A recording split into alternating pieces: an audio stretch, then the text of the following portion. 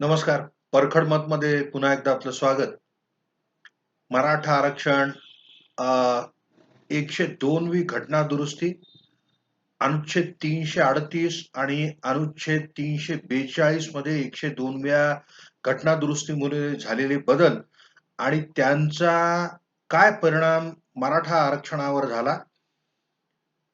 सर्वोच्च न्यायालयाने या मराठा आरक्षणाच्या अंमलबजावणीला स्थगिती देऊन प्रकरण जे घटनापीठाकडे वर्ग केलं, त्यामध्ये एक जो मर्यादित substantial question of law formulate केलेला आहे किंवा जो संविधानाच्या तरतुदींविषयी विनिमय करण्यासाठी, त्यावर भाष्य करण्यासाठी जे घटनापीठाकडे प्रकरण वर्ग करण्यात आलेलं आहे, ते 102 वी जी घटना दुरुस्ती आहे त्याच्या संदर्भात आहे.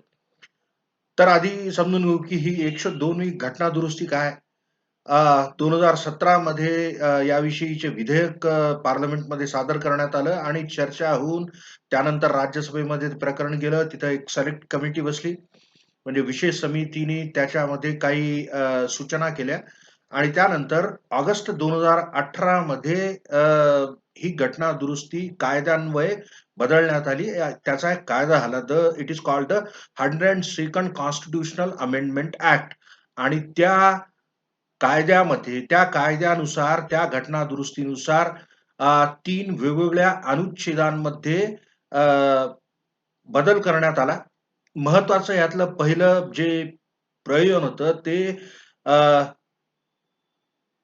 अनुच्छेद 338 ब इंट्रोड्यूस करण्यात आलं याच्यामध्ये एक नवीन संविधानामध्ये, ज्याद्वारे राष्ट्रीय मागासवर्गीय आयोगाला संवैधानिक मान्यता देण्यात आली.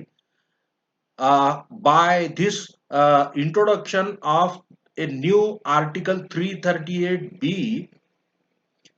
a new commission named the National Backward Classes Commission was made a constitutional body. ती संवैधानिक बॉडी करण्यात आली. या आधी जे मंडल कमिशन होतं त्याला संवैधानिक दर्जा नव्हता. आता इथून पुढे राष्ट्रीय मागासवर्गीय आयोग जो आहे ह्याला घटनात्मक दर्जा मिळालेला आहे. It is now a constitutional body. आणि 338 मध्ये अनुच्छेद 338 ब मध्ये त्यातील पोट कलम 9 जे आहे त्यानुसार कुठलंही राज्य सरकारनी किंवा केंद्र सरकारनी शैक्षणिक व सामाजिकरित्या मागासवर्गीयांसाठी कुठलंही धोरणात्मक निर्णय घेताना त्याविषयी या राष्ट्रीय मागासवर्गीय आयोगाशी चर्चा करणं आवश्यक आहे. The union or a state while deciding policy matters with regard to the socially and educationally backward classes should be in consultation with the National Backward Classes Commission, says clause 9 of the newly introduced article 338B, uh, which makes the National Backward Classes Commission a constitutional body. आणि पुढं 342 अ नावाचा एक अनुच्छेद insert केलेला आहे. Article 342A has been newly introduced to provide that the president may by a notification specify the number of castes or classes which are to be deemed backward for the purposes of the constitution, socially and educationally backward. म्हणजे जे scheduled caste आणि scheduled tribes या दोन याद्या सोडून इतर जी एक यादी असते, ज्यांना आपण महाराष्ट्रामध्ये ओबीसी म्हणतो, इतर मागासवर्गीय म्हणून त्यांना संबोधन महाराष्ट्रात, त्यांची यादी राष्ट्रपती जाहीर करतील. हा त्यातला पहिला भाग. दुसरा भाग की अशा जारी केलेल्या अधिसूचनेमध्ये बदल करण्याचा अधिकार फक्त आणि फक्त पार्लमेंटला आहे. फक्त आणि फक्त लोकसभा आणि राज्यसभेला तो पोचतो. म्हणजे ते जे अधिकार आहेत एखाद्या जातीला मागासवर्गीय म्हणून घोषित करण्याचे, ते सर्वाधिकार आता पार्लमेंट किंवा राष्ट्रपती यांनाच असतील. म्हणजे त्याचाच एक परिणाम म्हणून राज्य सरकारचे अशा एखाद्या जातीला मागासवर्गीय म्हणून घोषित करण्याचे अधिकार संपुष्टात आलेले आहेत.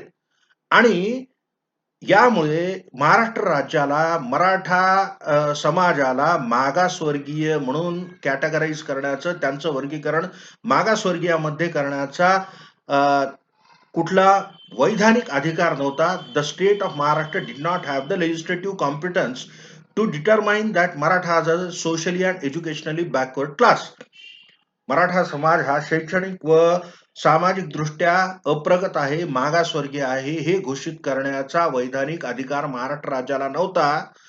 ही बाब आता घटनापीठ तपासेल की या प्रकरणामध्ये असा अधिकार महाराष्ट्र राज्याला होता का. तर याच्याविषयीच्या तरतुदी समजून घेण्याचं महत्वाचं आहे की एक ह्याच्यामध्ये युक्तिवाद खालील कोर्टामध्ये असा झाला होता, म्हणजे मुंबई उच्च न्यायालयामध्ये याबाबतचा युक्तिवाद असा करण्यात आला होता की महाराष्ट्र राज्यामध्ये एक स्वतंत्र यादी आहे ओबीसीची, महाराष्ट्रातली जी इतर मागासवर्गीयांची यादी आहे.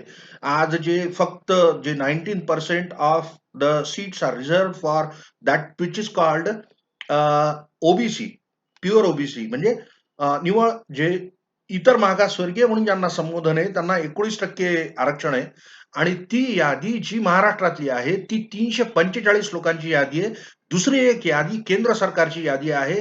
केंद्र सरकारच्या यादीमध्ये जे मागासवर्गीय म्हणून नोंद आहे, only those people whose name finds whose caste finds mention in the list of OBCs, in the central list of OBCs, can get reservation in central institutes and in central recruitment. म्हणजे केंद्राद्वारे घेण्यात येणाऱ्या प्रवेश परीक्षांमध्ये आणि केंद्राद्वारे जाहीर होणाऱ्या नोकर भरतीमध्ये महाराष्ट्रातले तेच इतर मागासवर्गीय जाऊ शकतात, ज्यांचा अंतर्भाव सेंट्रल लिस्ट मध्ये असतो. त्या केंद्र शासनाने तयार केलेल्या इतर मागासवर्गीयांच्या यादीमध्ये ज्यांचं नाव आहे तेच फक्त केंद्रीय संस्थांमध्ये प्रवेशासाठी पात्र होतात. केंद्रीय स्तरावरच्या नोकऱ्यांमध्ये यांना आरक्षण मिळतं.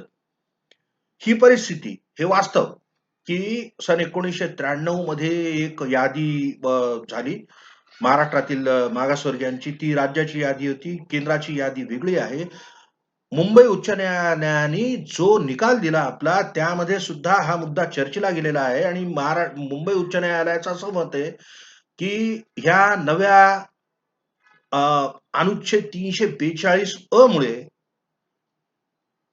राज्याचा वैधानिक अधिकार एखाद्या जातीला मागासवर्गीय संबोधन करण्याचा तो हिरावून घेतला गेला नाही. कारण फेडरल स्ट्रक्चर आहे आपलं. काही राज्याला अधिकार आहेत, काही केंद्राला अधिकार आहेत. राज्याचे अधिकार केंद्र काढून घेऊ शकत नाही, हा युक्तिवाद जो मराठा आरक्षणाचा पुरस्कार करणाऱ्यांचा होता, राज्य सरकारचा होता, तो युक्तिवाद मान्य करून त्या 102व्या घटना दुरुस्तीची बाधा मराठा आरक्षणाला येत नाही असं उच्च न्यायालयाने ठरवलं. सर्वोच्च न्यायालयाच्या त्रिसदस्यीय खंडपीठाने परवा असं सांगितलं की हा एक सबस्टॅन्शियल क्वेश्चन ऑफ लॉ आहे. This is an article of the constitution which requires interpretation and there has been no comment made on this in courts of law. म्हणजे सर्वोच्च न्यायालय आता यावर भाष्य करेल. तर याविषयी असं की मराठा मागासवर्गीय आहेत का नाहीत ह्याचा विचार अनेक वेळा केला गेला. 2004 मध्ये महाराष्ट्र राज्याने महाराष्ट्र राज्य मागासवर्गीय जो आयोग आहे, त्या महाराष्ट्र राज्य मागासवर्गीय आयोगाकडे एक रिकमेंडेशन पाठवलं की मराठा जातीचा अंतर्भाव इतर मागासवर्गीयात व्हावा. त्याला तत्कालीन बापट कमिशननी 2008 मध्ये मंजुरी दिली नाही. महाराष्ट्रामध्ये मराठा समाजाचा अंतर्भाव इतर मागासवर्गीयांमध्ये करता येणार नाही, असं महाराष्ट्र राज्य मागासवर्गीय आयोगाचा निष्कर्ष होता. आणि हे निष्कर्ष 2 राष्ट्रीय स्तरावरच्या आयोगांनी दिलेले, हेच निष्कर्ष 2 महाराष्ट्र राज्य आयोगाने दिलेले आहेत. आणि ह्या वारंवार होणाऱ्या रेफरन्सेसमध्ये, या वारंवार होणाऱ्या विचारणांमध्ये महाराष्ट्र राज्याने मराठा समाजाचा अंतर्भाव इतर मागासवर्गीयात व्हावा, अदर बॅकवर्ड कास्ट मध्ये व्हावा, हाच प्रयत्न केला होता. मराठा आरक्षणाचा पुरस्कार करणाऱ्या, मराठा आरक्षणाची मागणी करणाऱ्या नेत्यांचाही नेत्यांचीही हीच मागणी होती, की मराठा समाजाचा समावेश इतर मागासवर्गीयांमध्ये व्हावा. आणि तेच परवा जे मराठा सेवा संघाचे अध्यक्ष आहेत पुरुषोत्तम खेडेकर, त्यांनी सुद्धा मुलाखतीत असं सांगितलंय परवाच्या एका, की मराठा समाजाचा अंतर्भाव 3 किंवा 4% त्यांना इतर मागासवर्गीयांच्या 19% 3 किंवा 4% मराठा समाजाला देऊन त्यांचा एक पोटवर्ग तयार करून subcategorising the standing OBC category from and carving out maybe 3% to 4% of the 19% seats exclusively for Maratha community is the only solution. तोच एक संवैधानिक अधिकार महाराष्ट्र राज्याला आहे असं पुरुषोत्तम खेडेकरांनी परवा सांगितलं. ज्येष्ठ नेते मराठा समाजाचे अनुच्छेद 342 अ ची बाधा मराठा आरक्षणाला येईल हा विचार शरद पवारांनी नोव्हेंबर आणि डिसेंबर 2018 मध्ये लावून धरला होता. आरक्षणाचा कायदा लागू होण्याच्या आसपास अतिशय अभ्यासू व्यक्तिमत्व आहे श्री शरद पवार. त्यांनी त्या घटना दुरुस्तीचा हवाला देऊन असं मत व्यक्त केल्याचं रेकॉर्डिंग अर्थात असेल. सगळ्याच न्यूज चॅनलला त्यांनी ती मुलाखत दिली होती, की अशा प्रकारे रेफरन्स राष्ट्रपतींना करायला पाहिजे, की याचा अंतर्भाव मराठा समाजाचा अंतर्भाव सोशल अँड एज्युकेशनली बॅकवर्ड क्लासेसमध्ये व्हायला पाहिजे. आणि तसं ते झालं नाही. म्हणून काही जे मराठा आरक्षणाच्या समर्थनार्थ ज्यांचा खूप मोठा वाटा होता या मराठा आरक्षणाच्या एकंदरीत चळवळीमध्ये, अशा काही नेत्यांनी या सर्व प्रकरणातून मराठा समाजाने बोध घ्यावा. अजूनही मराठा आरक्षण हे वैधानिकरित्या असं 16% मिळू शकत नाही आणि हे मृगजळ आहे. मला एक्झॅक्टली त्या नेत्याचं नाव नाही आठवत, पण आरक्षण जाहीर झाल्यानंतर सुद्धा हे आरक्षण एक मृगजळ आहे हे शब्द होते. मराठा आरक्षण हे एक मृगजळ आहे आणि ह्याच्या मागे मराठा समाजाने धावू नये अशी प्रतिक्रिया काही लोकांनी दिली होती. आता सुद्धा काही लोक कॉशियस आहेत. Now people have started demanding. Maratha नेतेही सुद्धा म्हणतायत असं, की मराठा आरक्षण हे इतर मागासवर्गीयातून दिलेलं अधिक श्रेयस्कर आहे. कारण इंदिरा साहनीतली 50% ची मर्यादा हाच अजूनही कायदा आहे भारताचा. आणि परवा जे खूप विपर्यस्त त्याच्याविषयी ज्या काही जे वाद झाले, युक्तिवाद जे झाले सर्वोच्च न्यायालयामध्ये, की ती इंदिरा साहनी मधली मर्यादा ओलांडून दिलेलं हे आरक्षण, तर इंदिरा साहनी मधली 50% मर्यादाच आता वाढवायला पाहिजे, असा काही विचारवंतांचा आता चालू आहे मतप्रदर्शन. त्याविषयी सांगणं असं, की गायकवाड कमिशनचा जो अहवाल होता, गायकवाड आयोगाच्या अहवालामध्ये अपवादात्मक परिस्थिती, एक्सेप्शनल सर्कमस्टान्सेस तसेच एक्स्ट्राऑर्डिनरी सर्कमस्टान्सेस म्हणजे extraordinary and exceptional circumstances as contemplated by Indira Sawhney judgment आहेत मराठा समाजाच्या बाबतीत. म्हणून मराठा समाजाला आरक्षण द्यावं अशी भूमिका घेऊन युक्तिवाद सादर करण्यात आले मुंबई उच्च न्यायालयामध्ये. आणि सर्वोच्च न्यायालयामध्ये मराठा आरक्षणाचा पुरस्कार करताना त्याच्या समर्थकांनी जे युक्तिवाद केले ते युक्तिवाद असे होते, की मुळात परिस्थिती बदललेली आहे. इंदिरा साहनी मधला जो न्यायनिवाडा आहे तो योग्य नाही आणि त्यामुळं आता इंदिरा साहनीच्या न्यायनिवाड्याचा पुनर्विचार करण्यासाठी 9 जजेसपेक्षा मोठं बेंच म्हणजे 11 जजेसचं बेंच, संविधान पीठ आता 11 जजेसचं बसावं आणि त्यांनी इंदिरा साहनी मधल्या न्यायनिवाड्याचा पुनर्विचार करावा अशी स्पष्ट मागणी करण्यात आली, जी एकंदरीत which was in direct contrast to the arguments advanced before the Mumbai high court.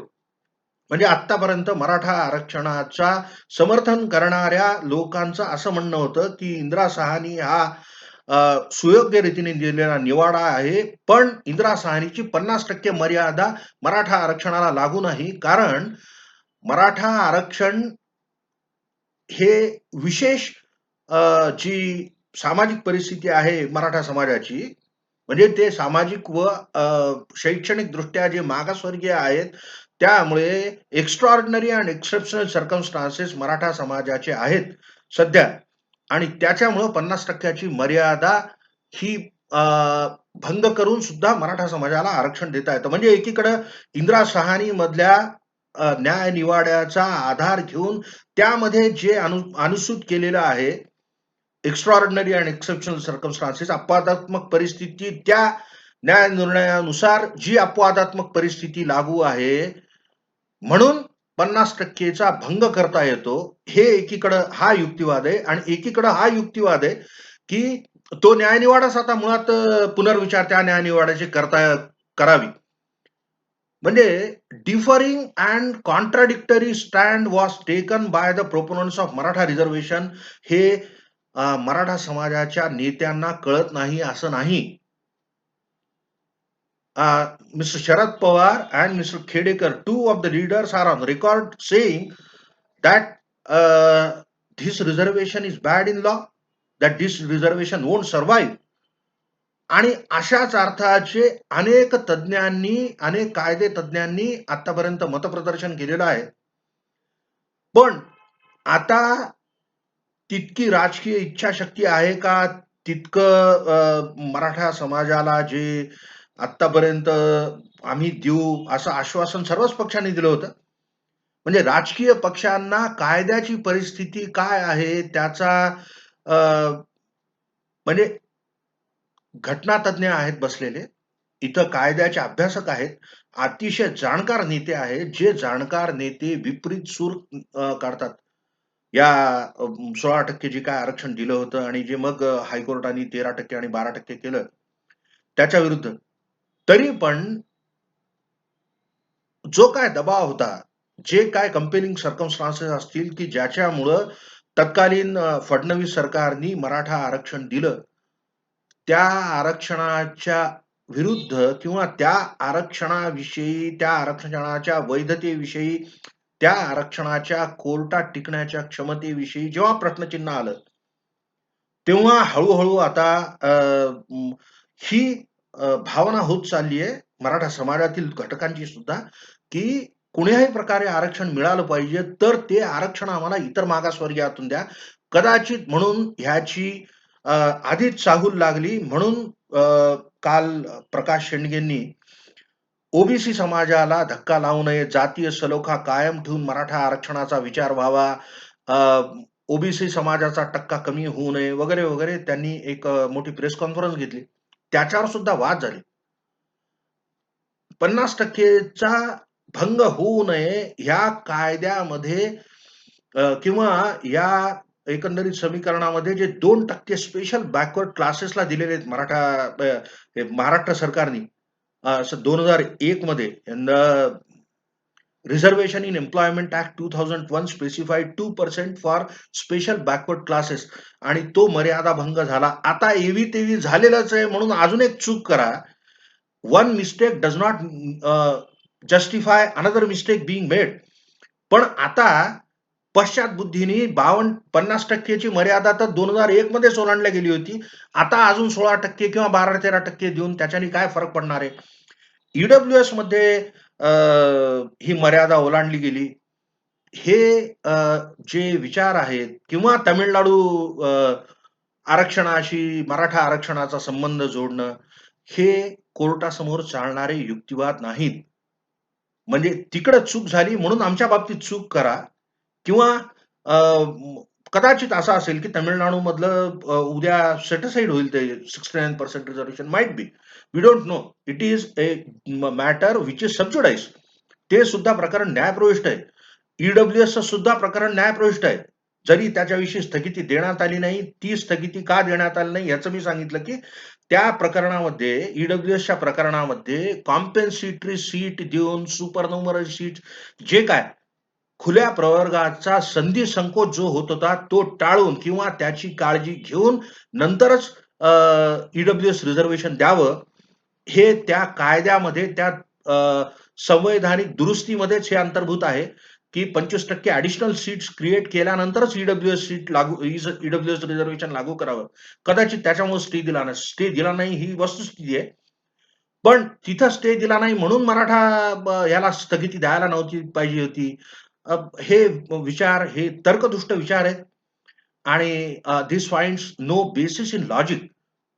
जरी हे बोलायला, स्कोरिंग करायला पॉइंट्स चांगले वाटले टीव्हीवरच्या डिबेटमध्ये बरं वाटतं ते बोलायला, की तामिळनाडूमध्ये जास्ती आरक्षण आहे आणि मग ज्येष्ठ नेते विधान करतात. दुर्दैवी आहे शरद पवारांनी असं म्हणणं, की दक्षिण भारतामध्ये म्हणजे दक्षिण भारताविषयी सुप्रीम कोर्ट एक म्हणतं, तामिळनाडूमध्ये आरक्षणाला स्थगिती दिली नाही.